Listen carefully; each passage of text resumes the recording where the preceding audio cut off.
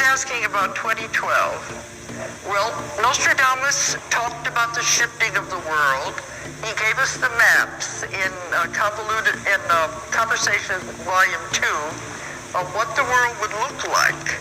Because he said the world would not have to tilt, but just a little bit for the continents to start to shift and the tectonic plates to move. And once they begin moving, they would displace a lot of water. And there'd be a lot of flooding. And continents would go down, and continents would be pushed up. And there were some places, I ended up with maps of the entire world because I wanted that rather than just the United States. Some places, he said, I looked at these maps and I said, this doesn't make sense. I can see where mountains would be above water, but there are some parts of the United States that should not have been above water. He said that's because the tectonic plates will push against each other, force the land mass up as much as 1,000, 2,000 feet. This area is one that's going to be safe. It will be forced up over 1,000 feet. This area, isn't that weird? My son said, well, that means we're going to be okay, isn't it? I said, no, there'll be earthquakes, if you can hold on, I guess, there's all going to be all kinds of violent activity. But he describes the worst things you can imagine as the continents shift and as the increase in,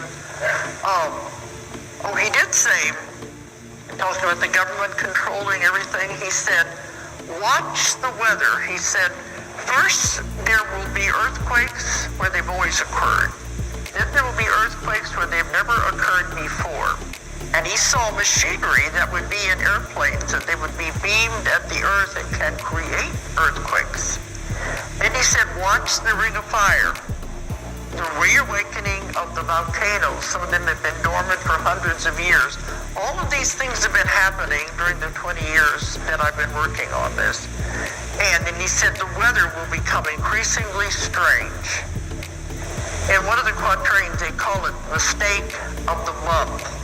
He said it would be areas that were normally cold would be hot and vice versa. There's several quatrains dealing with that. He talks about periods of drought.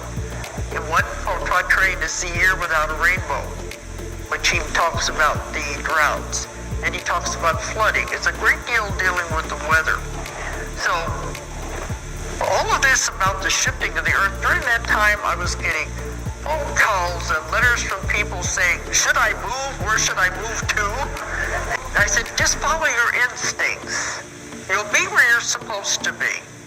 Follow your instincts. If you feel you should move, then move. If you feel you should stay, then stay. I know we're having a lot of increase of population moving into this area.